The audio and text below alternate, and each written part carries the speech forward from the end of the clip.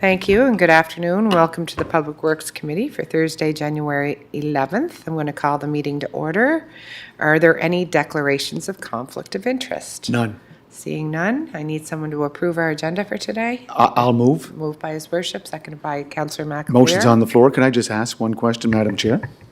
I notice Councillor Tweel's not here. My condolences goes out to him. He's probably homesick. He may be watching.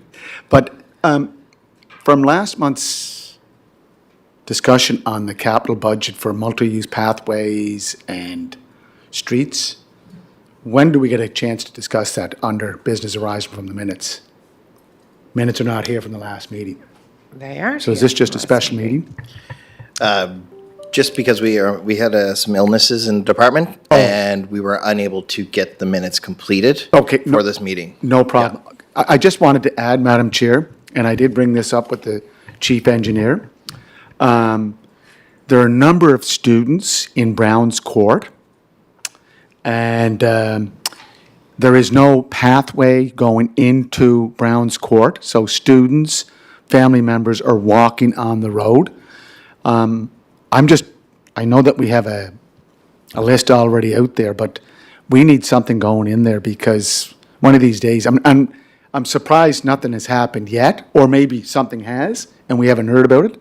But I just, for the next meeting, I'd like to put that out there as something to look at. Maybe what we can do is put it on a notice for staff to have a look at that area, Scott, just to see if, I know we looked at it before and there was some reasons why it wasn't being considered at the time. Do you recall that? I believe a lot of it had to do with property boundaries. Because there's a number of there's actually a couple private roads that lead off of I knew there Browns was Court as something well. like that. Yeah. So maybe you could look again, just to have an update for the mayor, Yeah. and then we should be able to look at that list anyway and just have some And, discussion. Madam Chair, all I'm looking at is at the intersection, where the lighted intersection is, going into Browns Court, which is going east. It's that road, not going into all the other little arms of it. It's the main road going in. Thank you. So if we could ask for a For sure. little We'll have a assessment. review and I can provide an update. with And we the should ED. actually come back before we go to council, just to make sure there's no concerns or questions from our last list anyway. I guess we can look at that. Thank you. Get that, okay. So I've got the approval of the agenda from His Worship and from Councillor McAleer. We're going to move into reports. And the first one is a resolution on municipal design guidelines. Scott? Thank you, Madam Chair. We went out to tender, our request for proposals in September 2023, looking to find a consultant to help us design what we call a municipal design guideline. And essentially what this document, it can be a very large document. I've seen some as thick as 500 pages. But the goal of this document is to standardize public infrastructure within the public right-of-way.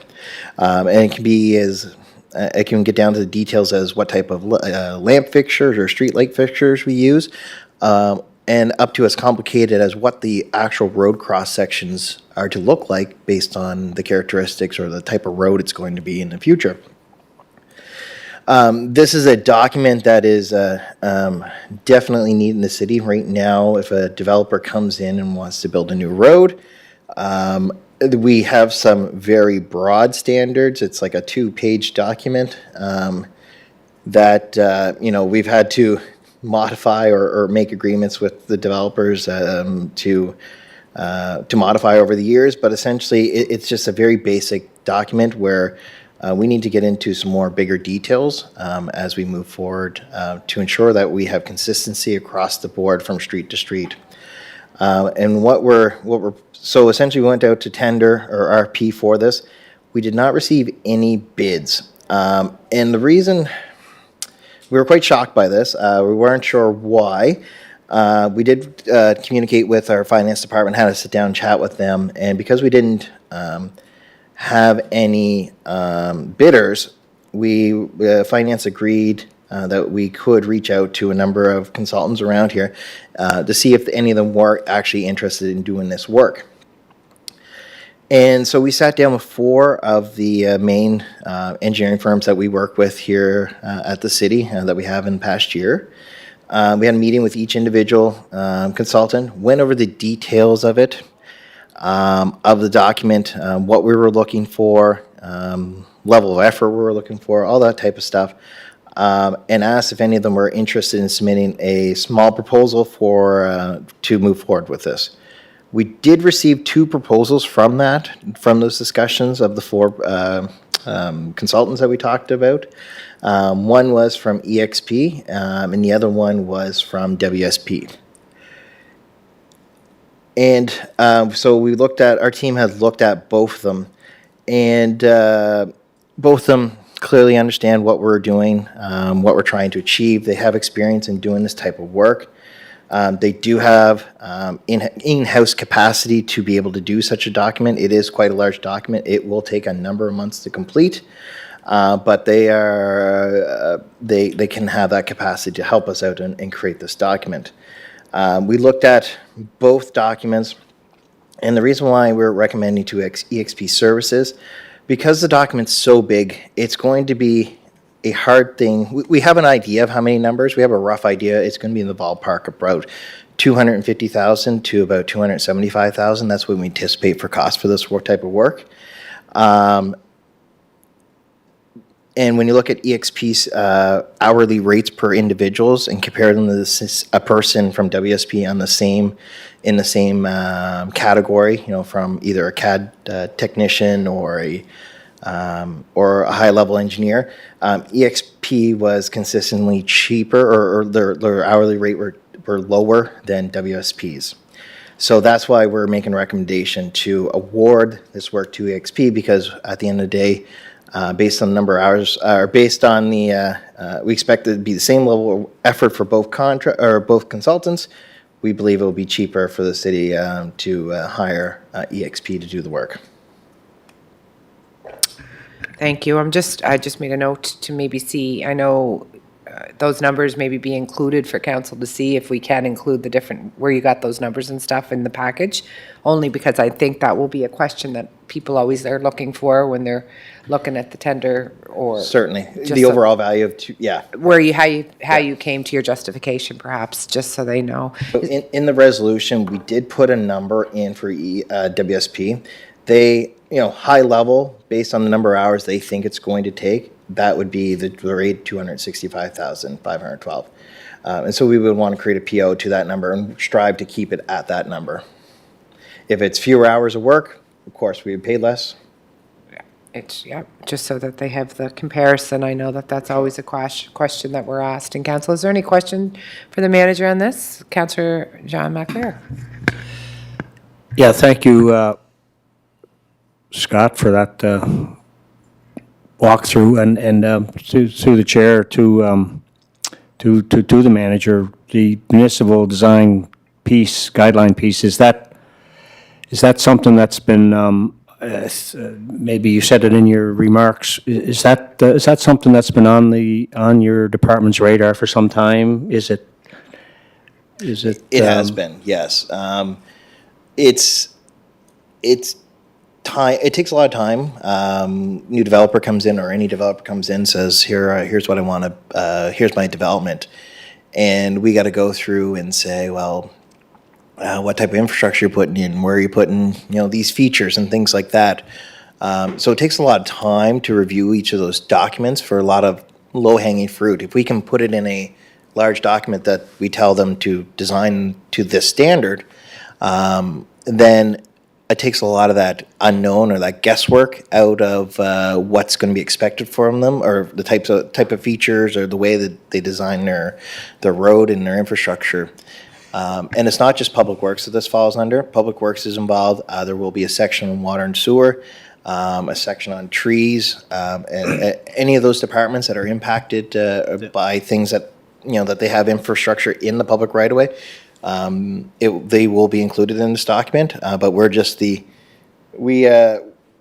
essentially have the most skin in the game, I guess, here, because we are the look after the public right of way at the end of the day.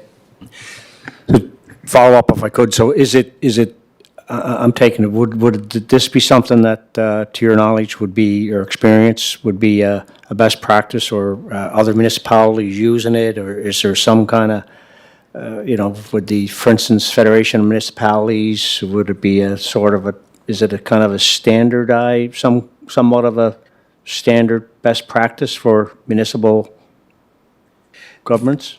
This is, it's going to reference a lot of like the national guidelines that we already use. What this does gets more into the weeds. And what I mean by weeds is, we'll talk about our downtown street light fixture, right? The type, the make, the model, and, the lumens and all that good stuff. But that's a specific decision the city of Charlottetown has made, that we're going in that direction for the 500 block, right? And so those are the details that wouldn't be in any kind of national standard or any national guideline. These are the details that are more specific to the city of Charlottetown. Where we want our sidewalks placed, what our underground utilities should look like. Because one thing we're running into now is, we have where your pipe for your stormwater should be. You should have a space carved out on your road for your water and sewer. And we're starting to see what we're going to be recommending in this document, any new streets, buried utilities. So where is that corridor going to fit in within our 60-foot right-of-way? So those are the things that this is going to be defining, and the type of materials to use, things like that. So then I guess it would be natural to assume that it should aid in maybe the tendering process when people are, folks are tendering on jobs, it's kind of a guideline, a spec.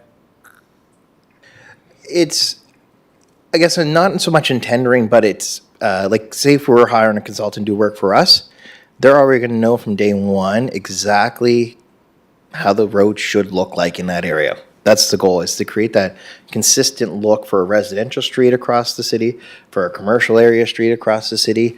We want sidewalks and multi-use pathways around the city. So here we're going to define where they go, when they go, those types of things. And so Is this now going to this put that document. back on the developer too, Scott? Correct. Where they have to be the one to implement some of these active transportations and sidewalks, so that they know ahead of time prior to Correct. the city footing all that bill, that will be placed back a little bit on the contractor. Exactly. That will be part of the cross-section of the road. And the other big thing too is what we've seen, or what has been tradition, not only here, but everywhere across North America. New developments are almost a grid pattern, right? You get these long stretches of streets that are just what we like to call a runway. So we're going to be addressing, when you design a road, keeping in mind traffic calming measures. We want those built in from day one, so that you guys aren't fielding the questions. We have speeding issues. We have all these other issues that, probably should have been thought about and implemented from day one, so that there's no ifs, ands, or buts about it. If you're moving that neighborhood, you already know those features are in your neighborhood. So it's really, like I say, it's a way to standardize our process. It's going to make our life easier, because it's black and white how we're going to design our roads and what they're going to look like at the end of the day. And it makes your guys' life easier as well, because hopefully it will reduce those calls on number of people speeding down streets, because those streets are going to be designed to discourage higher speed rates. And it'll go kind of hand in hand with the official plan that's opened up too. If we have these information as they're starting to, it's good timing as far as that goes. Climate adaptation, floodproofing. Yeah. Climate adaptation, exactly. All the goals that we've set through our strategic plan too. So it kind of goes exactly. Your worship? Yes, so, again, you just go online, you can pick up some of the jargon that goes with it. It's to be met with design of streets, drainage, street trees, street lighting, associated municipal infrastructure. So I'm just wondering, did Fredericton do this? So they do have one. Fredericton, Halifax, Halifax, St. Moncton? John. I'm pretty sure Moncton and St. John both have one. The majority of it. We're an awkward sized city. Like, we're growing quickly, and we never had one before, but it's time to get there. Yeah, and Madam Chair, if, we're always talking about working outside the silos, like, so there's planning, there's environment sustainability, There's Water, water and sewer. wastewater. So take a look at our growth management strategy that we did. That was a combination of a number of departments, and it came up with a very comprehensive report, which I think cost a couple hundred, several $100,000. But in the end, look what we got. We got a very comprehensive report. So how are we going to relay this with our planning department, Jessica in environment sustainability, Richard and Josh down in water and wastewater? Do we have any plan to do that? So we've already done that. So they're all part of this process. Okay. Again, why it's here, the public right of way is our responsibility. So that falls primarily on us. So we are the project manager, we'll call it, but we have met with the other departments. The big key takeaway that we started on is a table of content. That's kind of where the starting off point for such a big document is what are those key features or what are those key parameters you're trying to better define in this document. And so all Parks and Rec, Water and Sewer, Environment Sustainability have all had that review already. But of course, we can add and subtract as we meet with our consultants. They'll assign various staff to work on various areas. So water and sewer are going to work with the consultants, water and sewer experts. And so they'll massage and work out what that table of content is really going to look like at the end of the day. And then they'll start to get into the meat of the document. So, Madam Chair, just second question, but I'll put a couple into it. So we reached out to CBCL, Coles, WSP, EXP, yeah. But we didn't go to a tender, that's my understanding. Let me Yep. just finish. Okay. And if I look at, this is my second question, if I look at our operational budget for 23, 24, where do you have this 265,000? Is it coming out of different budgets, like water, wastewater, planning, or is it all out of public works? So there are two questions. I think it did go to tender, though, and they didn't come back. That's correct. We went to public RFP. Yeah, no, I know that. We got a few questions. We anticipated getting bids, but at that time, we did not, we anticipated receiving proposals and did not. So we consulted, my team consulted with the finance team, and they recommended that we could go and interview and meet with these engineering firms, and we picked the four biggest ones that we typically deal with. I see that in the and background. had a very, very good meeting with all of them. We thought we'd get letters from all of them, but we did only get it from two at the end of the day. So And- who came up with the 265,000? So Was that's from EXP? That is based on what their anticipated level of effort would be to get the entire document done. So it could be a little less, could be slightly more, but that's the target amount right now, based on the anticipated level of service. Yeah, it's just, Madam Chair, when you go to tender, you get prices in. So we went to tender, we didn't get any price. So would we not go out and do a second tender to get, take another shot at it? Or we just go with this? I'm concerned that this might set a precedent, that if we don't get a price, we'll just come up with something and submit that as a resolution to council. And that's a valid point. I guess the reason why we didn't go back to tender is we didn't change the scope. We changed nothing about it. The document hasn't changed. They just, again, we met with them, maybe further clarified things, and I think both parties said probably at the end of the day, there should have been more questions asked, and maybe they should have asked us to have a sit-down meeting with everyone at the beginning.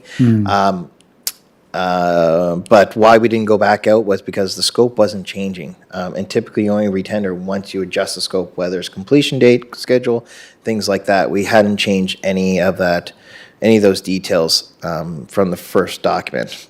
Yeah, that's my concern, Madam Chair, is that when you go out to tender, if you don't get a tender, then you revisit what do we do wrong. Let's expand it, go Canada-wide, which these tenders do go They do. Canada-wide. Yeah. So my second question was, whereabouts in the budget are we taking that from? Is that under, So primarily it's being budgeted for the 24-25 season under the capital budget. we can capitalize a study? Because it's part of it will lead to future capital construction work, right? It's leading, we capitalize engineering service for design of roads, and this is a lead up to designing of roads, right? Putting this manual together, so that's where we had put it. Now, if finance wants to change that, we can make that change, but it was our understanding because of, it's part of a design process for capital projects. Right. Correct. So you will not expense this until the 24-25 budget is We will passed? expend a little bit out of our existing engineering funds. We have some engineering funds left this year. So there will be a little work done, but very little. It would just be some few key meetings to get things kicked off. Okay, no, it's, it does go to finance, does it not? Will it go to finance? Will this resolution go to finance? I don't know if it does or not. We'll kick it to them and ask them if it does have to go to finance committee for review. But it wouldn't, because it's a new initiative that will come through our budget for next time, No, but they're going to start it in the 23-24 year. with there's some- existing budget that's already there, though. The new money's gonna have to come through, the extra money that they're gonna Yeah. require is gonna come through our new budget. Yes, So- the bulk of it has to come through the new budget. That's correct. 24, Yeah. 25. Correct. So I'm looking at the capital budget. Where would you take it from the capital budget? We have an engineering fee, or we have an engineering line item for engineering services. Would it be under traffic? Would it be under street I lighting? think it's under the major rehab. Usually it's the first section in our capital budget. Okay, I don't see it, but that's all right. We'll look at it later. Okay, thank you. Okay. So they're wanting to move, so it sounds like there's a couple questions. We need to make sure that it doesn't need to be, but I don't think it does need to be vetted through finance. But are we comfortable moving this on to yeah. council? for I'll move it on, approval? yeah. Moved by His Worship, seconded by Councillor McAleer. You're comfortable? So I have two people in favor, so we'll move that on to council. And I do think that this is part of that collaborative plan to kind of really improve where we're going and how we're getting there and what's expected when we get there. So hopefully it'll work out. Okay. Where am I? Computer. Okay. Second. The second item under reports and discussions is the operational budget. Scott? Thank you, Madam Chair. So we have been combing through our budget over the past number of weeks, trying to keep costs as low as we can, or anticipated costs as low as we can, while still being realistic on what it costs to perform our current services. So here is the summary sheet of all our major operating accounts and expenses.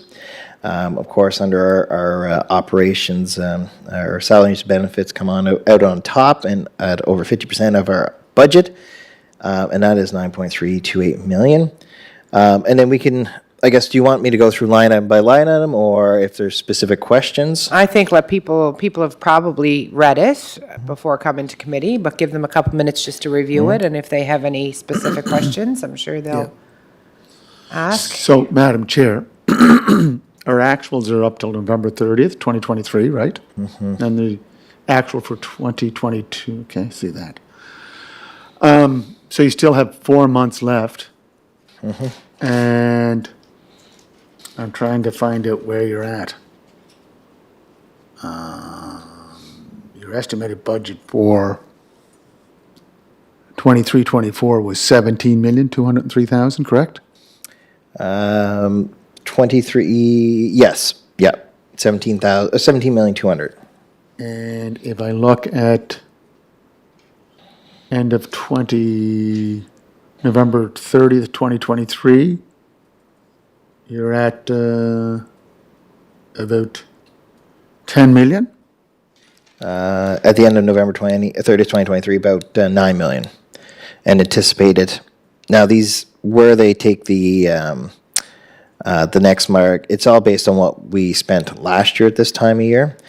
So combine the estimate of spending is right around 16 million. So about 1 million under our revised or about 1 million under our actual estimated budget. Yeah. Yeah, it's 9 million, then if you go to the bottom line, you still have 1.3 million for other expenses like municipal buildings, salaries, do you see that? See that fourth column? You're Third. down total expenses, 8.9. Then you go down municipal building expenses, to the bottom you go 1.3. Yes, yep. So that's about So that's 10. what it was expended up to November 30th of Right. 23, actual, yep. Right. Then the next column beside that, going to your right, is is what we spent for the remainder of the year last year. Okay. That, and then that's how they come up with the next column as your anticipated expenditures. You're estimated, yeah. So you're about 16, yeah, okay, 1.2. And you're asking for an increase, correct? I see that it's an increase of 2 million? Asking for an increase of it's about just shy of $1 million more. So at 8 from our 2023-2024 budget was 17,200,000, and we're budgeting for 18,132,000. Yeah. So an increase over the budget, Yeah. previous budget of 2.6 million, correct? That is correct, Yeah, yes. So, yeah, It's an increase of about, I put the increase percentages there just beside you, just so you're aware, just over 5%. so I'm just trying to figure out, Madam Chair, is that because of salaries, benefits? A big chunk of his salaries and benefits, for sure. Again, just trying to attract and retain staff is always a challenge. And so in 2024, or this current fiscal, we're underspent by, or projecting to be underspent by 1.4 million. 1.4 million total? Yeah. For this year that we're currently in. So the increase, I'm just trying to clarify, it's not explained here, so the 5.3% increase is because of. It's salaries- sprinkled everywhere, from. But the mostly snow being salaries and removal. benefits? Snow removal is a big one, right? Our contractor services go up by CPI every year. Salt goes up every year. So there's those increases. Of course, wages and benefits are obviously up a little bit over this year. The other big ones that are up is vehicle maintenance and repair is a big one. Just because of the struggle to attract mechanics has been extremely challenging. We're down to one mechanic and we have 4 positions. So unfortunately, a lot of work is being sent out to be repaired just because it's an emergency, typically, especially in the winter months. And we've seen year over year, the increase of servicing vehicles is going up. Parts cost more. As we're all aware, it's getting more and more expensive to maintain your vehicle. Yeah. There's one that I always keep looking at. This AVL tracking. This is for sand and salt. I don't know if you've been walking the streets lately or sidewalks. There's a lot of salt down that it's just in big clumps. Is it working the system, or is it just, it has some bad days and good days? So the AVL system not for salt. No, what's- AVL is fleet for tracking. Correct. Yeah. When you talk about sidewalks, there's not what we call a smart spreader. It is essentially, you've probably seen them on the back of our sidewalk machines. They're just a big little container, I guess, on the back, and on the bottom is an auger that spits it out the bottom. It's not, you can't as fine tune it to reduce the amount of salt that comes out of it, like you can do it with a salt truck. How you control that spinner rate and all that kind of stuff. Yes, the sidewalks are a little more challenging. Now, if you're downtown too,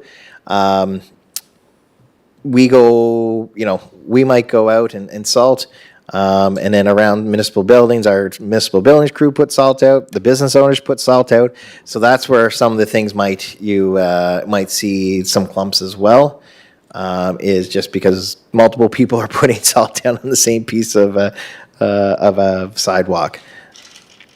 But no, our typical AVL is what we're tracking is the vehicle movement, making sure our vehicles are out where they're supposed to be, making sure our contractors are where they're supposed to be. They're on that system as well. It's citywide now, with the exception of police and fire trucks. So Scott, I think when, I remember discussing the tender in the last council, they tracked the vehicles, but I thought it was also tracking what we were putting out in terms of sand and salt. For our big rigs. They Yeah, can't- so it can't that do it AVL is doing that, right? For our trucks, yes. Yeah, They can't not- do not- it for not police our cars. They sidewalk don't do that. trucks, no. Or sidewalk machines, no, it cannot. Yep. And is that coming up for review again, or is that a 5-year? I'm not sure where we're at in that contract. Okay. Thank you.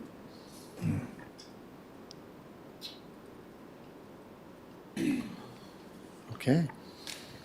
Click. Just a comment, Scott, would it be easy? I'm no kind of expert or guru on, what do you call it, Excel? Like you got the percentage increase down there at 5.39, like for the total. Would it be easy to have that over, like, to kind of quickly look at it in this kind of format? The column that you could see the changes in each of the categories, would that be easy? Oh, yeah, you can quite easily do it. Yeah, for each last year's over this year's, yeah, we can come up with something. Yeah, I like mean, that you got to the show. bottom there at 5.39. Right, that's the Just total. to see the, Yeah. you could, anyway, no biggie, but anyway, if it's easy to do, it's just a matter of moving. It's just creating one formula and then copy and drag it down. Yeah, it Yep. takes 2 seconds. to Great. do. Yep.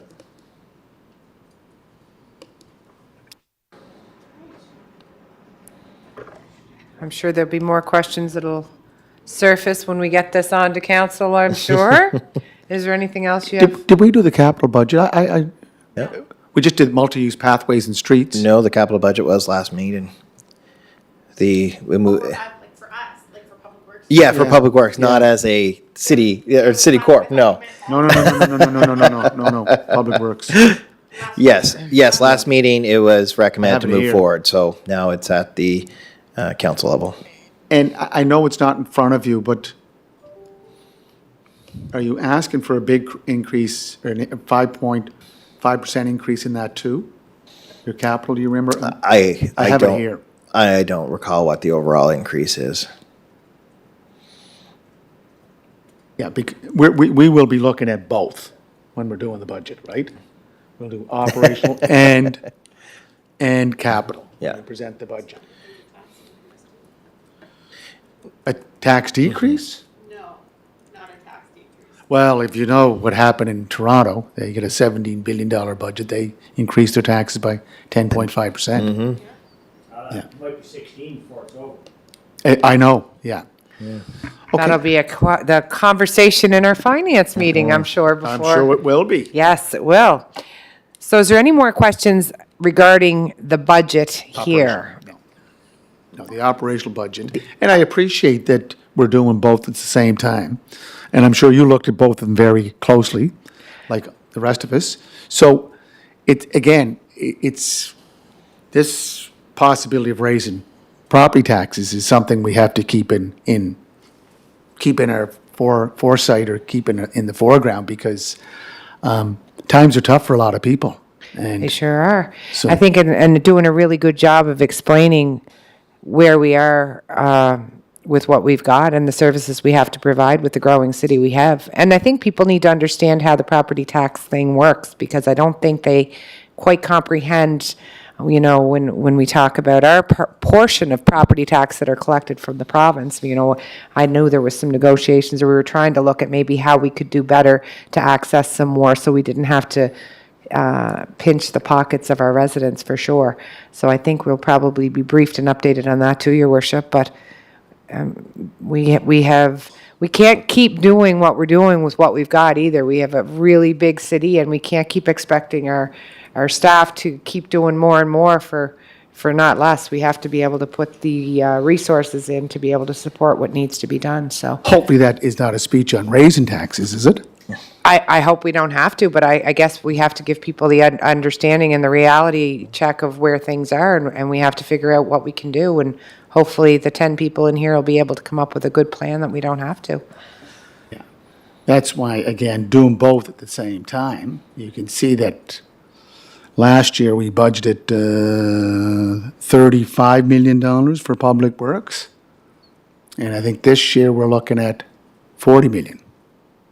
But those streets that you want to keep ahead of, so we don't end up No, with it's not just- problems? it's not just streets, No, I it's- know, it's- I'm it's a using lo- examples to No, say, no, though, it's- this is where there's a high expense for all of these things that we want to be able to keep ahead and to be progressive.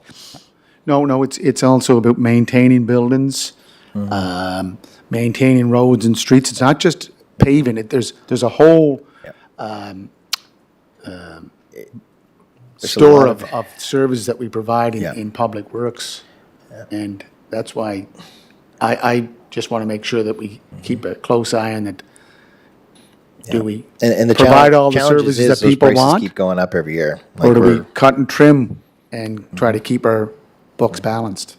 Well, and I think we had that discussion the other night too, is realistically budgeting for what we actually are going to accomplish too, right? We talked about that in council the other night, is really being sure that we're not approving money for things that we'd like to do, but isn't really possible to do. So if we could every year look at attainable goals, then we'll have a clearer picture of what we actually need for that year. Yeah. Look at the price of gas and oil, 2021, 2022. That's right, gas and oil, you're not being heard. It goes up. Yeah, the increase is everywhere. Yeah. Everywhere. And just a last question, Madam Chair. If you look at, I think we went through this in water and wastewater on the capital budget today, is that when you look at your 41 million and then deduct the external partner funding and external funding new in 20, it came down to about 28 million. Up to this point, like most of your construction is done now. Did you spend the full 28 million? Probably not. For this past year, no. No. We had a lot of delays just because of our partners from, Maritime Electric and Bell Line for University Avenue project. But the nice thing is, or we're sitting really pretty, as you probably saw the last report that we sent out earlier this week. We are in a really, really good position to get all those projects out this year, if the budget's approved. Like I say, you'll see a number of tenders coming out very, very soon. We just talked to our consultant. We should have Seaview out here next couple days. Eastern Gateway Phase 2 out next week. Right behind that is coming Spencer Drive. So there's a slew of big projects that are we're to that point where we're getting tenders out. So things are progressing very, very quickly. It was just the problem is just a lot of those little minor details that we're waiting for answers or getting answers and questions from other people. We're finally getting there, and we're able to get these drawings out and these documents out. Yeah. Thank you. Thank you. Okay, everybody's ready to move on to that. We're going to move, Just on the operational budget on top of that. So the budget you see there is to keep status quo, no request for an additional staff or anything like that. If you continue down the next page, a part of our operational budget discussion is any new initiatives that the city or the department's looking for. And really we want to keep services as much as possible. And really our only new initiatives is looking at, we have a number of priorities of positions that the more you sit down and talk with staff here, these are positions that would be a significant help to us at the end of the day. Where, we understand money's tight. Can we live another year without some of these positions? Yes, we probably can get through. But it's just, these are positions that we can, in the next few years, could severely need to make sure that we're, communicating as quickly, we can divvy out work to various individuals, and so that no one person or no one team has too much work or is just trying to balance a bunch of balls here to keep work moving forward. So I can kind of quickly go through each of them to go through with them for you folks. Our number one would be another superintendent position. The reason for this is just the sheer volume of staff we have out at MacLear. When you look at, we have in excess of 150 seasonal staff plus our complement of permanent staff, with only 6 superintendents. It is, especially during summer months, people are trying to take vacation. it's a big task to have that many staff under so few team members, especially when we expect them to also carry other workloads from inspection services to things like that. So we're just looking for an additional superintendent at that level to help manage that large influx of staff. And in the winter months, you know, the more superintendents we have on for a winter storm, the less things get missed, the fewer calls we get because we're staying on top of things and knowing where our plows are at all times. The next second one is municipal engineer. Again, right now on the public works side of things, there's myself and two other engineers who this municipal engineer would be tasked with primarily looking at municipal infrastructure, whether it's from small design projects to managing those types of programs and contracts. It is a skill set that would be play a big role here at the city in having that position. Again, this municipal design guideline, that would be their ownership, that would be their responsibility to maintain in the future once we get a design. So some big, it's a big job, and we could provide much better service with an additional municipal engineer. Our civil technician is the next one. Again, we have one civil technician who does surveying and some CAD work that they're getting geared up for this year. They're a site inspector in the summer months. Again, with so many projects on the go, having an extra civil technician just ensures that we're on site when we need to be to inspect work that's being done by contractors to ensure everything's being done right, and that we're not being and that we're paying for the quantities that are actually going on the road. The next one is a municipal building cleaner. You know, we look at our buildings are open 365 days a year, but a lot of our cleaners are seasonal, which it just from that management perspective, it just doesn't make a lot of sense because we're constantly trying to find new cleaners. It's not the most appealing job for individuals, but they're very valuable. And we learned how valuable they were during COVID, and they continue to be extremely valuable to our teams. And again, we just want to have additional permanent cleaners. It makes there's more ownership in the building, makes life easier for our management team. If we have permanent staff, it's less trying to retain or attract and retain seasonal staff to do this work. Next one is the electrician. This was talked about for a few years now. We're growing. We have a lot of infrastructure that is requires an electrician. We are contract. I think we get an invoice for work daily practically now for work, whether it's a street light bulb out or a push button out or something out. It's just a position that would reduce some of our operating and capital costs and would pay for itself very quickly. And then the last one is junior engineer positions. One thing we've been very, very successful here in city is we've had a extremely successful summer engineering student program. But the challenge is now, there's some great talent that has been going through that program, and we continue to see year over year. But we don't have any positions to offer someone right out of school anymore. That's the challenge. These are very strong. It'd be great to be able to interview some of our past summer students and offer them a junior engineering position, or another individual. Doesn't matter if they worked with us or not. But it's great to have these positions opened up to be able to continue to help them develop, and we get a big bonus in service as well because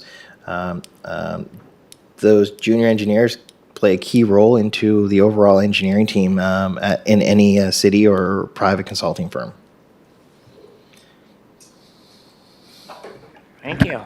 Thank you. Councillor McAlery, a question? Yeah, no, thanks for that step through, Scott. It's a pretty good wish list. Just for instance, the municipal engineer, could that be also a role that that individual could play as at times or as project manager? And that's our team. Yes, our team is essentially, it's all hands on deck, especially in the summer months when we project manage contracts. And yes, they would be a project manager in the summer, whether it's project managing a consultant doing design work or work being done outside by a contractor. So yes, all our engineers will be project managers. That's kind of the base of that's one of the key roles or key things you learn in school as an engineer. But then, there's also specialties or areas of particular areas we want each engineer to focus on as well. We have a traffic engineer who, any of those traffic related questions, whether it's for pedestrians or vehicles, they're the key ones that reviews them, has that specific training that we need to have for that type of work. And same with municipal engineer. We're looking for someone that has that, that strong base or strong knowledge of water and sewer and stormwater infrastructure and road construction and all that good stuff. And just staying with these positions, and then the electrician thing, that could be probably a very good example where it'd be probably potentially cost neutral, like in terms of. I would think so. Like I say, we probably practically daily, I would think, whether it's our department or, Parks and Rec, we all use electricians across the board. So, it would be cost neutral, I would think. You talked about the streetlights, for instance. Would that be, would the city, does it have the capacity with a bucket truck to have somebody do lights if this position was filled? That would be part of if the role was created, we would have to put in for a bucket truck as well. Because yes, we'd want them to fix streetlights, traffic signals, and those types of things as well. Can they do that on Maritime Electric's lights? No, it'd be just our existing streetlights, so any Okay. of the aluminum poles, but we have lots around the Yes, city. yes, I know, I just yeah. meant, okay. Poles are owned by Maritime Electric, we own lights. Okay, perfect. Madam Chair, so, we do a lot of contracting out for engineering, right? So a lot of design. Yeah. So you have a stamp, you can stamp drawings. Albert can stamp drawings. Can our new guy, Tweel, is he? Not is yet, Not no. PNG. He Not doesn't have yet. his PNG yet. Not yet, no. Right. But if I don't think we're doing a lot of design work because we contract it out, correct? At this point in time, yes, just Yeah. because of the sheer volume of work we're Yeah. getting out the door. But the goal would be at some point in time to be able to do small design jobs, whether it's a small little stormwater review or, a small sidewalk contract. If time permits, that would be the goal, to reduce some of those costs.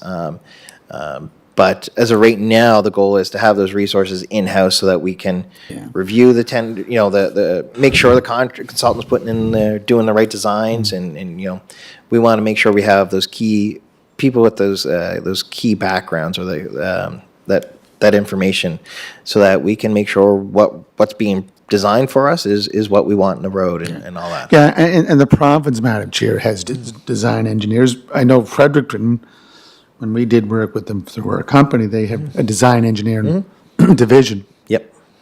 But I don't think we're that big, and I'm not suggesting we go that way, but I think, there's a lot of great work being done by our engineering staff in public works, water, wastewater. So, it's great to have that resource on hand. But when you get into the design, you're into a whole other field. Which Absolutely. requires AutoCAD, requires a lot of equipment to go with it. Which we already have. Yeah, and you use it. Yeah, we have one Civil Tech. She's getting geared up for surveying this past year, and she's refining her design CAD skills here as we speak. So yes, our goal is to be able to do some of that in-house small design projects ourselves. And I know one of the recent hire for the superintendent is a Red Sea electrician, so that's always good to have on on your roster as a staff available. Correct. He's responsible for buildings now. good So idea. it's great. Yes, he's got a lot of background. He's been around buildings, so especially the electrical side of things. As we all know, the world's moving into a more electrical IT side of things, and he knows what he's looking for in ensuring our buildings are up to standard. So yes, it's great having that resource on that side of thing. But the next big thing would be to have a Red Seal electrician who is actually would be performing work. So And I don't know if you can ever have like enough with all the projects we have, like even with other engineers there, it's nice if these are still the city's projects to have people, and I know we've had those comments before where our own engineers are on site ensuring that things are being done. I think, there's only two? So we have 2 engineers and our civil tech, that's correct. And that's pretty small. it's challenging for sure. And we're small, we're very small Yeah. compared to a lot of municipalities. And When that- you're and that's- responsible for Yeah. multi-million Yeah. dollar projects. And that's the But primary we do goal. we do hire engineering firms to do design. But it'd be interesting to compare and contrast how much, the design component maybe, but I think if we're looking at growing and being forward-thinking and knowing how much we're growing, again, it's better to kind of plan ahead and look and get people in place to do that, in my opinion, versus to react. No. No, that's what I mean, we're, correct. I think we are project managing because of the engineers we have. I think. But what we're she's talking saying about is there the not enough design. of them. In terms of the design. Yeah. That's a field that it develops. Departments are developed around design. Take design For sure. engineer off Yep. and put another engineer, period. Yes, yeah, exactly, and that's the goal is, and Eleanor Having more hit people. it right. Yes, the main primary goal is project management. We need to be on the ground when the contractor's there. We need to be inspecting things all the time because we're finding more and more now, especially in areas of new development. We're not on the ground. We're not on the ground over time there, and the warranty period expires after 2 years, and then we find something faulty and. Or it was around a storm drain where we probably would have caught it. It wasn't grouted properly, things like that. And those are things that our technical staff that are on site now are catching. We've caught a lot of things, and we're also, I firmly believe, we're saving a lot of money too. And that's why you hire project managers, Mm-hmm. as we did for the Simmons Aquarina facility. Harborside Engineering puts someone there to be our eyes and ears for that project to oversee what your Yeah. contractor's doing. It's how you play it out. And again, you I wanna- think what they're saying is that they. Oh, I would know what they're prefer- saying. yeah, I understand what yeah, they're yeah. saying. I'm just saying that I don't agree with it. Okay. That's my point. Well, if you want to keep going with the big projects, then we're going to have to listen to what they need in order to make sure that they're done properly. That's why you work with your community of engineers and professional engineers and architects. But it's not just our project. No. It's every new development that happens in this city. that we- I'm just repeating what you're saying so people can hear. It's not just our projects, it's every new development in the city. The other thing too is planning, right? We do help plan. We do work for planning as well, and essentially it's done. It's a file on the corner of my desk Yeah. when planning needs something. Yes, we Yeah. do a 360 and Shane Jones is an and engineer. do it. Yes, But Shane it's- Jones is an engineer. He's a Peng. Yes, but he has zero capacity. He's the only level 2 building Yeah. inspector, and that's all he That's does. not what he's hired for. That's quality control. Sort of like our Yeah. Red Seal engineer or electrician that's now our superintendent's not Yeah. going to be going around doing our electrical Exactly. projects. We don't have. That's not the yeah. job that they're hired for. So, But, we have but we're getting into the into the hairs of what roles our superintendents or staff can play. I think that if you think they're just going to be doing their own job and that's it, I think if you're qualified to do something, you're always going to step outside of that. You think? Yeah. In today's world? No. Yeah, no, I do. that's not, Yeah. yeah. That's not how it That's- works anymore, your worship. No, what role is that? In- That it in- works?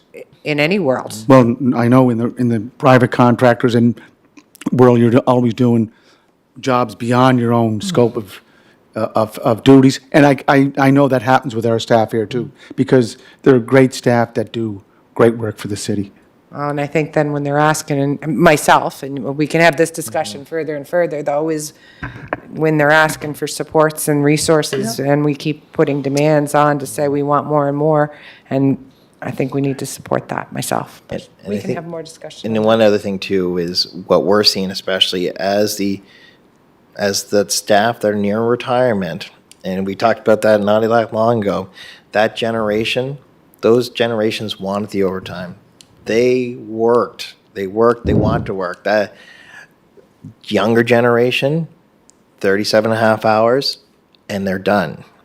And so we have to remember, we've increased our workload. Our budgets are bigger. We're doing more work, but now we're not getting the same production. It's not a one-to-one ratio when one person retires and we hire someone new, because that individual doesn't want to work for 50, 60 hours a week.